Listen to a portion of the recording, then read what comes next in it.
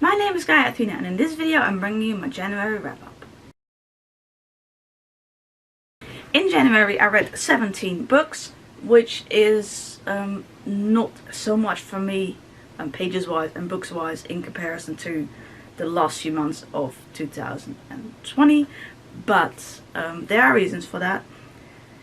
Also, I will still make my statistics video, but it's the end of January today, and so I thought it would be good to film a wrap up before I forget what some of the books were about and stuff. But I will still make my statistics video because I love doing that, but I've also been doing other stuff. Yeah. In January I reread quite a few books. You'll find the timestamps in the description when in the video I talk about which book. I always discuss the books in the order that I read them or finish them, at least in the case if I'm reading more than one book at once.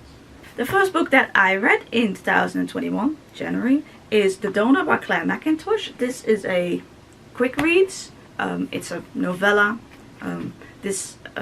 Quick reads are kind of meant to get people who don't normally read much, to get them to read a bit. The font is also quite big. Ooh. And I had not read anything by Clare Mackintosh before. After reading this, though, I definitely plan to. After finishing this, I actually went and ordered her most liked book. I already had another one by her because I really liked this book. Now I wasn't sure what to expect going into it because like I said, I haven't heard that many people talk about this book specifically that I recall. So this is a novella thriller, and this book is about Lizzie and her daughter Meg. Meg has been given a heart transplant that she needed, and Lizzie feels very grateful towards the donor. And then she receives a letter from the donor's mother, whose name is Karen, and Karen asks to meet, and things kind of gone from there. A little less than what it says on the back, but I don't want to give too much away. I really enjoyed this. I mean, it's probably not, as in comparison to novels normally, but this kept me hooked, it kept me reading. So yeah, I liked it. Then I read De Piraten van de Zilveren Kattenklauw by Geronimo Stilton, book 3. Yeah, in the general Geronimo Stilton series. This is a reread for me. I have read it before from the library, but I would also like to read my own copies. Yeah, so at the time that I read it at the library, I didn't own this copy yet, obviously. Otherwise I would have read my own copy. This is another sort of adventure from Geronimo Stilton that involves cat pirates, although that doesn't happen until a little bit later on in the book. And I like this. The only thing I was not such a fan of is that some of the cats, maybe a couple cats in particular, are fat, and since they are the villains, right, cats eat mice, yeah, I felt like the fact that they were fat doesn't, it was kind of seen as a bad thing, sort of thing, yeah. However, this book was published quite some time ago. It says originally in 2000, I think. So, but yeah, it was enjoyable. Other than that, I don't have to say, the first time I read this from the library, I didn't actually pick up on that much. So that shows me as well how I've grown as a reader for the past few years. Then I read Himouto Umaru-chan Volume 8 by Sankakuhead. And this is another entry in this series. So this book is about Umaru and her brother. Umaru is a high school student in high school, and in school she acts like really nice, and she's getting lots of good grades, and she's acting like she's studying a lot and stuff. But then when she gets home, she becomes kind of like lazy, and she prefers to spend like all of her spare time in front of the TV playing games and watching anime and drinking gola, or gola as they say in the anime, and crisps and stuff. If we want to use the British word, they say potato chips in the anime, but anyway. So yeah, I enjoyed reading this. Yeah, I really liked it. Oh, so yeah, so Umaru and her brother, they live together in an apartment. Her brother he's already graduated high school, and he works, so he pays for the apartment and stuff, and she lives with him, and she loves to like make her brother do stuff, because he also cleans the house and she's a slob, and well, I found it funny, I liked it. But it's definitely not everybody's cup of tea. Then I read Cakes in Space by Philip Reeve and Sarah McIntyre. This was a reread for me. I have read 2 books by these 2 authors. So it says Reeve and McIntyre production from the library, and I love them, so I wanted to buy my own copies and then also get the rest of their books. So before going on to the rest of the books, I wanted to reread the books by them that I've already read, so I read my own copies, if that makes sense. Maybe not, but either way, I love this just as much as the first time. I loved it the first time, so it was great to reread. It's a children's book, and not quite middle grade. It's, I think, a slightly younger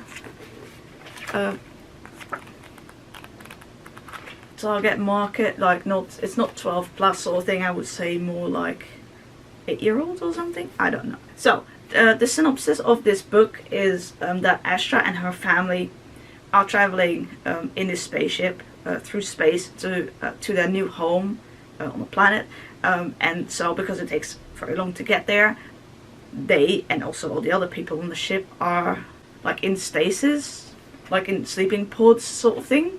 But then Astra is woken up unexpectedly too early, and it turns out that the ship is being attacked by cakes. And so cakes with like eyes and stuff sort of thing. It says cakey fiends on the back. That's basically the synopsis, and I enjoyed this just like the first time. Then I read Amelia, Fang and the Barbaric Ball by Laura Ellen Anderson. This was also a reread. This is book 1 in the Amelia Fang series. I also read this from the library, then bought my own copy, then bought the rest of the books that by her in this series. But before I read those, I wanted to reread this first book to read my own copy for one, and also because I couldn't quite remember what happened. But it does end on sort of a note that you really want to read the next one, so I wanted to reread this to get it more in my mind of what, like, yeah. So Amelia is a vampire, and she has this pet pumpkin called Squashy, and her parents are giving this barbaric ball. Amelia doesn't want to go there. A spoiled prince captures Squashy, and so Amelia wants to go and get her pet back. She also has 2 lovely friends. So here are the main characters. So her friends are Florence, Spudwig and Grimaldi Ripaton, and I really liked them as well, particularly Florence. And this book also has lots of nice illustrations, and I really enjoyed rereading it. So the characters in this book are just like Amelia's a vampire, and so her parents. There's other creatures of the night, if you will, in this, such as one of the best friends, he is a Grim Reaper. I enjoyed it. Then we have The Bolts, book 1 by Julian Clary, named The Bolts. This is also a reread.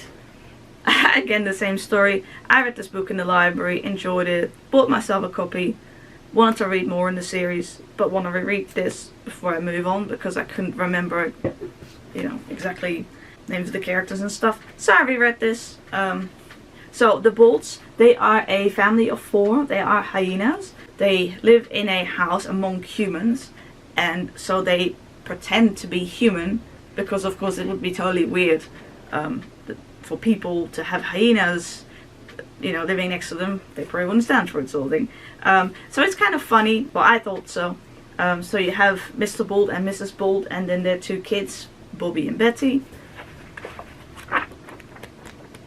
And again, this has nice illustrations. These illustrations are by David Roberts.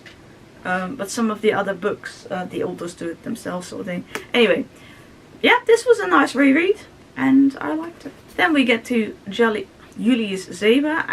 This is book 1, Rumble with the Romans, by Gary Northfield. I have read this book before, so it's also a reread. Again, I read it from the library. I also read book 2 from the library, but have my own copies now of all 4 books, I want to say. So I wanted to reread this one before moving on.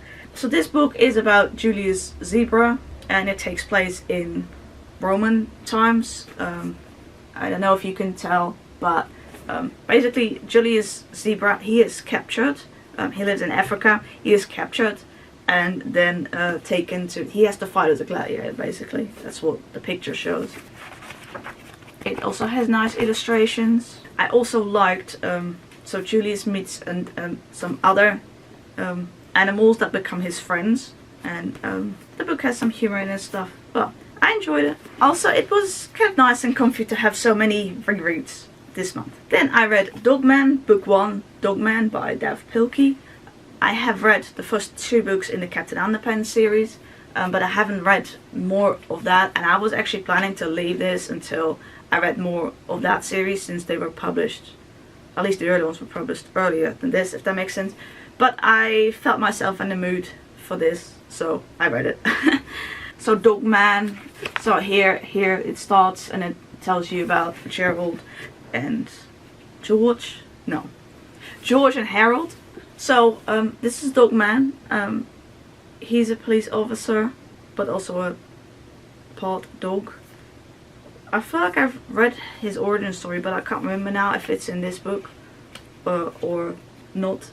I can't find it flicking through it, but it might be in there. Yeah, I enjoyed this. So this is, yeah, a graphic novel. It contains multiple sort of stories about Dogman, and I guess that's a theme this month. But there will also be books that I like more and less a little bit later on in the video. Then I read Tom Gates' Everything's Amazing by Liz Pichon. So this is Tom Gates' book, Everything's Amazing, sort of. This is also a reread for me, and I read the first few books in this series from the library, got my own copies. Now I'm rereading my own copies, and then I can get to read the new ones in the series that I haven't read yet. So this has also nice illustrations.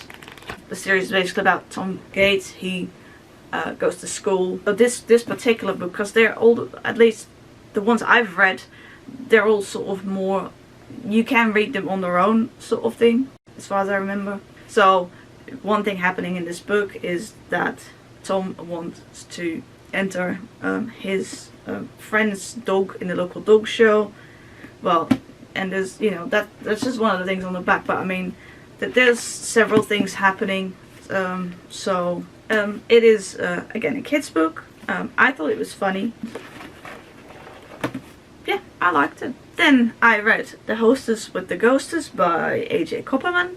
This is book 9 in the Haunted Guesthouse mystery series. There are 10 books in total, well 10 novels and then 2 short stories. The 10th book was not available for me to buy. It's paperback, so I have, and there was only like a second-hand hardcover that was very expensive, so I got that on ebook. I plan to read that in February. This series is a cozy mystery series. It's about Allison, who owns this guest house where people come and stay. There's 2 ghosts in the house, and well, this book is a new mystery. We meet a lot of characters as well from earlier books. It's just nice to, and it was just nice to read about these characters that I've come to really like. And I actually go into these books without reading the synopsis, which is something that I don't normally do. I most of the time prefer to read the synopsis before I go into a book, but because I don't want to know too much about the mystery beforehand, and I know the characters that it's about. So but that's an exception, because I usually am not like that. But anyway, so the mystery in this book has to do with Paul's brother. Paul is one of the ghosts that lives in the guest house. And so now his brother Richard has come to the guest house, and things go on from there. I really like this. I did feel like it was not as good as book 8, in the sense that book 8, things were kind of wrapped up. It felt like that was the end of the series, and then another publisher, because this is a different publisher than the one that published books 1 through 8, I think offered the author that he could write book 9 and presumably 10. So I liked it, but yeah, I mean that's what I think happened. I don't know for sure, but yeah, this was really nice, and I'm enjoying reading this series. I'm kind of sad that it's almost over now. Although the author has written some other books as well that I haven't read yet, so I will be reading those as well. Except that I don't have his latest release. Because I don't know if it's out yet or not, but I also want a paperback. So. Then I read Elantris by Brandon Sanderson. And this was a reread for me. I had in my mind that this was the first Sanderson books I read. It is also the first book of his that got published.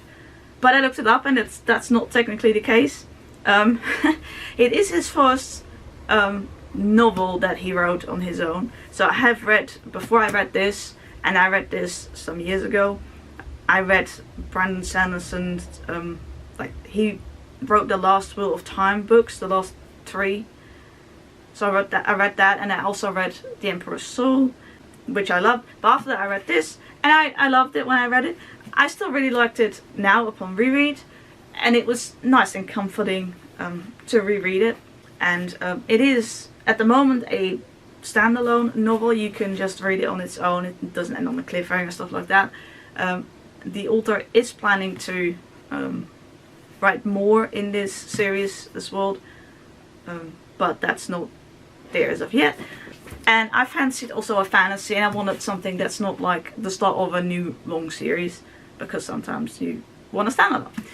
Anyway, or well, enough of a standalone to, yeah. Here's a map. So this book, we follow 3 characters. First we have, okay, so we follow, one of the characters we follow is Raoden. He is the crown prince. So in this world, this land, Elantris used to be this city. It was a really special place. The people had magic there that they used to do all sorts of things.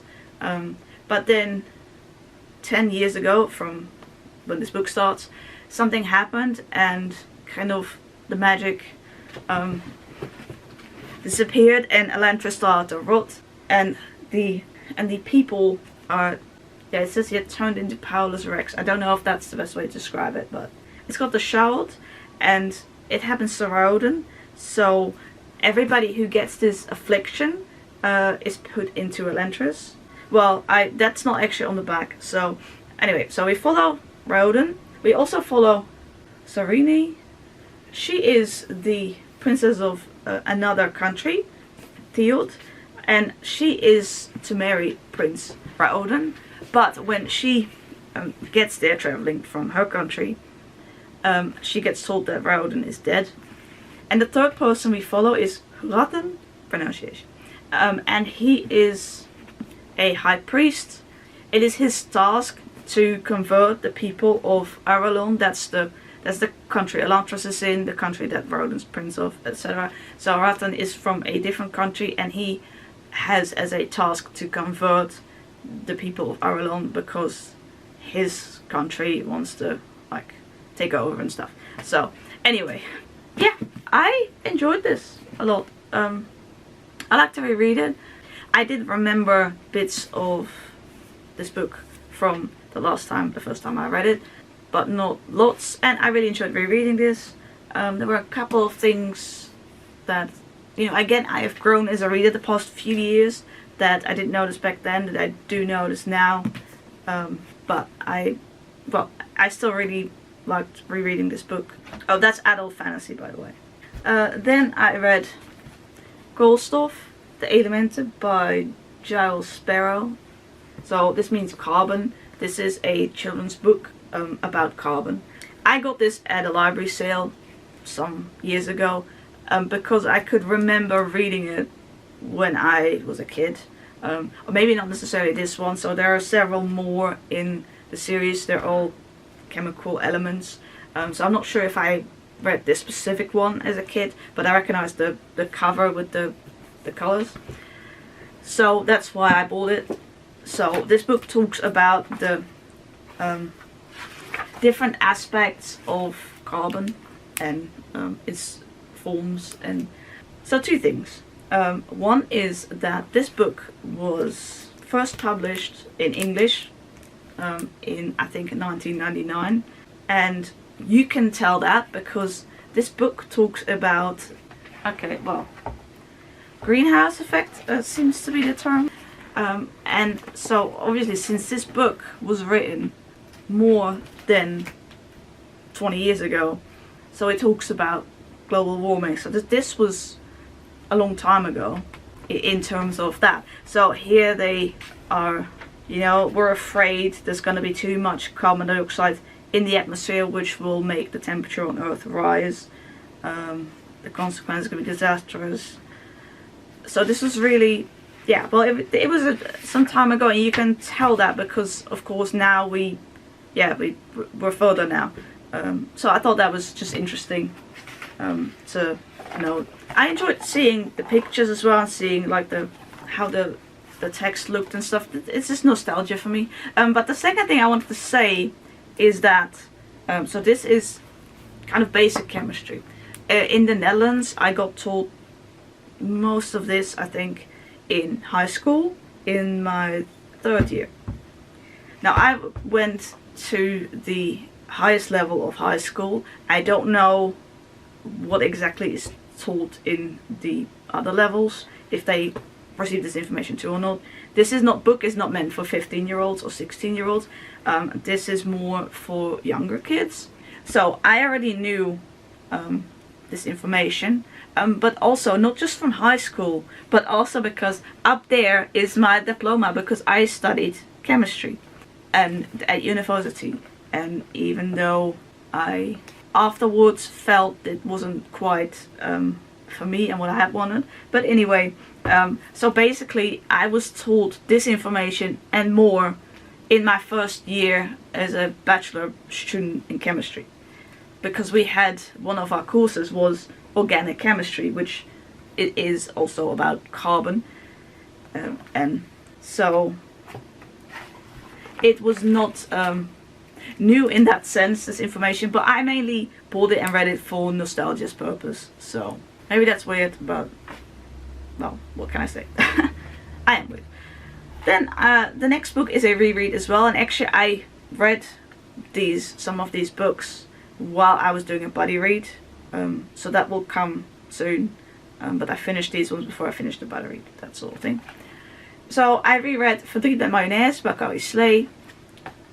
By this point I wanted a short book, a reread from my childhood, something I knew I was going to like, because I didn't want to start a whole big book of my own when I was going to do 2 buddy reads soon, and yeah. So anyway, I ended up picking this book, and I really liked it. I also liked it when I read it as a kid. I've read it several times.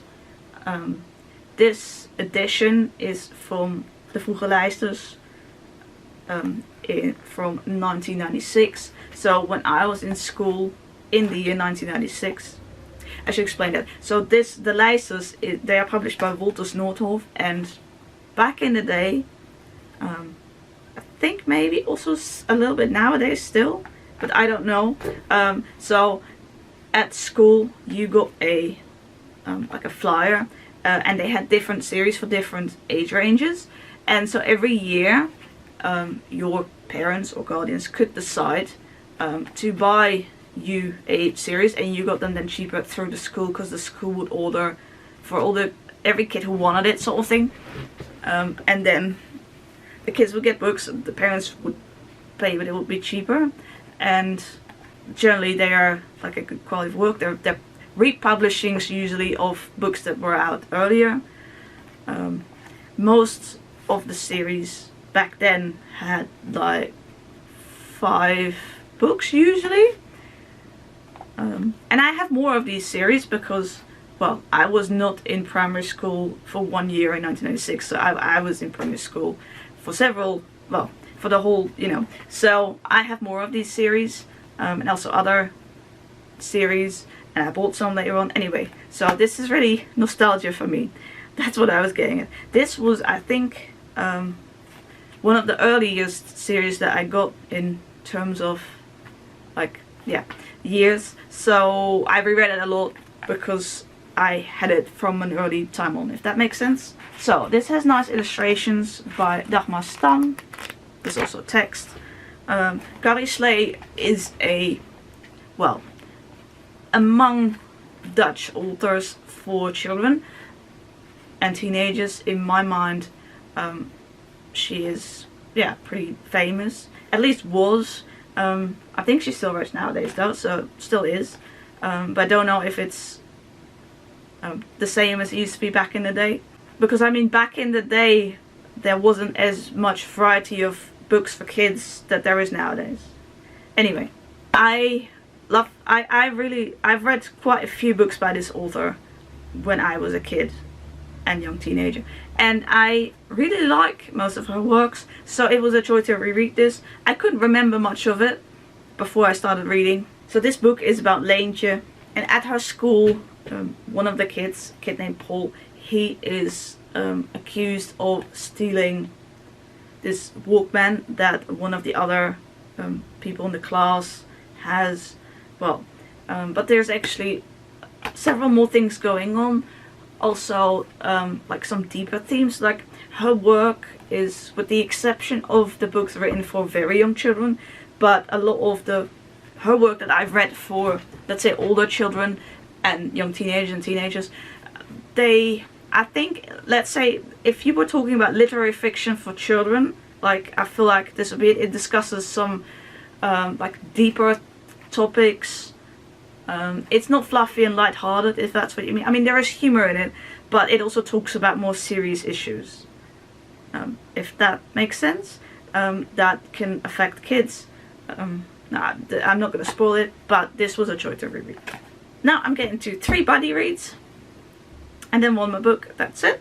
So the first buddy read, the book that I buddy read in January, is The Woman Who Went to Bed for a Year by Sue Townsend. I buddy read this with Emily from Novelle Novels and Ange with an E from Ange with an E. So 3 of us buddy read this, and it did sound interesting. Unfortunately, none of us really liked this book. So Ange DNF'd it at some point, and Emily and I did finish it, but we really didn't like it. Now, one of the things is that it was first published in 2012. Although if you have me guess, I would say earlier, because this book, well, I should probably explain the synopsis first. So this book is about a woman, her kids, her twins, her kids are twins. They move out of the house to go to college or university or something, and so she climbs into bed because she's had enough of everything, Eva, and she is basically gonna stay in bed for a whole year because she's sick of having to clean up after, you know, the family and laundry and being a mother, stay-at-home mom. I think that might be the word. Now, I had several problems with this book. Where to start? Almost all the characters were very unlikable. Some of them were outright jerks. Now that doesn't have to necessarily be a problem. Like, the book was supposed to be funny, but I didn't find it funny. There was one side character in it that plays a small role that I liked, but all of the other characters pretty much were jerks in some way or another. Also, there was the R word in this. There was ableism in this. There is one black character in this. He's a side character. And while the book touched on the, like, racism, I didn't feel it was done well. I thought it felt more, maybe it was even racist. I can't remember now, but I feel like, now of course you could say it's a character saying that and not the author, so there is a difference there, but these characters, yeah, some of them were really like ableist, racist. Yeah, I did not enjoy this. Yeah, this, I mean, we're only into January, and this is a contender for like worst book I read in 2021. So now I did want to finish it. I didn't want to DNF it. I do like that it had short chapters, but yeah, I also thought that in terms of, like, I feel like this book, the premise could have been good in the sense that you could have talked about mental health, because at some point Eva doesn't want to leave her bed anymore, so other people have to go and bring her food, sort of thing. And Now, mental illness, of course, agoraphobia, for example, is an actual thing, and people, yeah, so that could have been done so much better, if that makes sense. I felt like this book was maybe poking fun at those people who have mental illness, or who are disabled, or are chronically ill, who have to spend part of their life laying in a bed. If that makes sense, I felt like this book was kind of more poking fun at it rather than... Maybe that makes sense.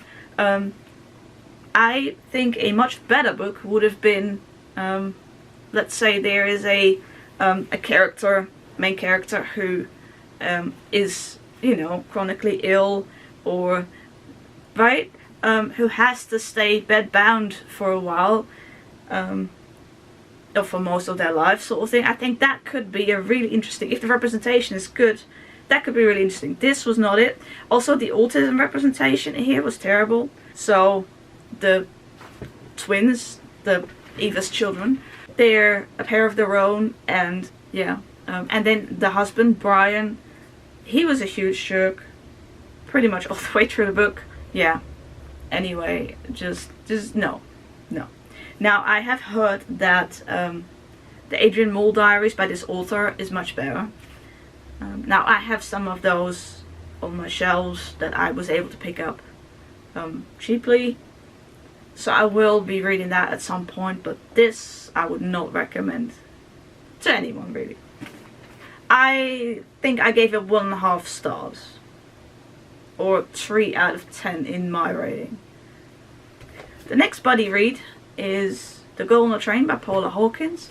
This I buddy read with Emily from Novelle Novels. The both of us had this book on our TBR for a while. I don't know how long she's had it. I've had it for some time now. And so she wanted to get around to it, and I think she asked in the video, like, who wants to buddy read this with me? And I had it on my shelves, so I did. And we both really enjoyed this book. This is a thriller. It's about Rachel, who takes the same train every morning, every evening, and while she's on the train, she usually looks at like these houses she's going past, and one day she sees something that is, well, concerning, shocking. Anyway, and things go on from there. Now, Rachel is an alcoholic, and that's also part of this book, in that she has trouble remembering what exactly at some point she sees. Anyway, this book is written not just from Rachel's point of view, but also from the point of view of 2 other people, and I liked it. I guessed some stuff, but not until much later on in the book. I want to not spoil anything and not tell you much more than what's on the back. This was a really enjoyable thriller, I thought. And it was really nice to buddy read it as well. With Emily. I always love buddy reading with Emily. The next book is The Dream Daughter by Diane Chamberlain. This was a group read with Tia. Well, Tia organised it, from Tia and All the Books, and a bunch of other people. So we read this over the course of 5 days, which meant that quite a lot to read each day. My copy is almost 500 pages, although other people's copies had less pages. Now, I have been a fan of this author for a long time, and I have read quite a few of her works. They're up here, so you just about can't... Maybe I can try to show you. So here are, and there, oh yeah, and up here are all of my Diane Chamberlain's books, and I have pre-ordered her newest one in paperback at the moment. So I've read a lot of those. I liked, or really liked, or loved those, depending on which one you're talking about. And I have some more on my TBR that I haven't read yet. So when Tia was gonna do this group read, well, I had it on my TBR, so I decided let's try that. So this book is about Carly, and she lives in the 1970s. Now her husband has gone to fight in Vietnam and then she gets a call that he's dead. But she's pregnant. She never got to tell him. So she's pregnant with their unborn baby. But the story kind of takes off when she goes to this research and they tell her that her baby has a heart defect and that there is nothing can be done to save the baby. Now her brother-in-law named Hunter, so she has a sister named Patty. Patty's husband is Hunter. Hunter then makes her an offer that something can be done about the baby, its heart condition, and it has to do with time travel. I love this book. There were a couple of things that didn't quite make sense or seemed a bit convenient. Still a few questions that, like, as a group we still had, but most of the book is written from Carly's point of view. We do get Hunter's perspective every once in a while because it's about Carly and her baby, and it was very emotional. And I was thinking about this book even in times of the day when I wasn't even reading it. Even at night, I wake up often at night and then I try to go back to sleep again and I think. And so while I was reading this book during those 5 days, I kept thinking about the book and, you know, how the story was gonna continue, and yeah. So I think that's a sign of a good book if it is in my mind that much. Except of course if it were in my mind that much because I hated it. I mean, that's different. But it just, yeah, I just thought about it a lot, and I really liked it. So yeah, there were some things that didn't quite make sense, but other than that though, it was a great read.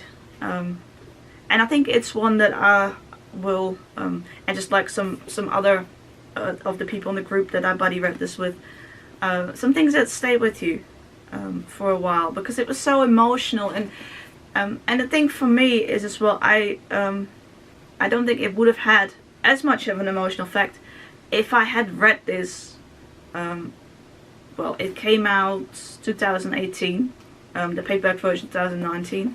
If I had read this in 2019, I don't think it would have been as emotional for me because a family member is pregnant, and so because of that, yeah.